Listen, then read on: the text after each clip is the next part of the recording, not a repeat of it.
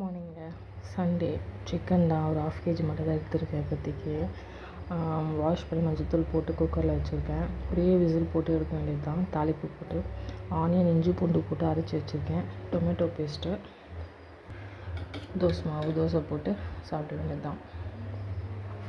மதியத்துக்கு சாதம் வடிச்சிருக்கேன். இதை ஹஸ்பண்டுக்கு கட்டி கொடுத்துருவேன். ஸோ குக்கர் போட்டு எடுக்க வேண்டியது தான். இப்போ அந்த மசாலா அரைச்சி போட்டிருக்கேன். இதில் கொஞ்சோண்டு மிளகாத்தூளும் கரம் மசாலாவும் போட்டிருக்கேன். ஸோ அப்படியே மிக்ஸ் பண்ணிவிட்டு கொஞ்சம் உப்பு போட்டுக்கிறேன்.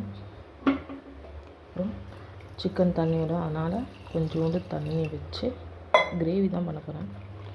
அவ்வளோதான், விசில் போட்டு எடுக்க வேண்டியது தான். சைட் பை சைடு அப்படியே ரசம் வைக்க வேண்டியது தான். குக்கர் வச்சுட்டேன். ஒரு சாதம் இருக்குது. ஸோ அது கிரேவி மாரி இருக்கிறதுனால ரசம், மிளகு, சீரகம், இஞ்சி பூண்டு, பச்சை மிளகாய், கொஞ்சோண்டு அரை தக்காளி, புளியும் போடுவேன். அதனால் கொஞ்சோண்டு அரை தக்காளி போட்டுக்குவேன். பச்சை மிளகாய் ஏன் போடணும்னா கொஞ்சம் நல்லாயிருக்கும்.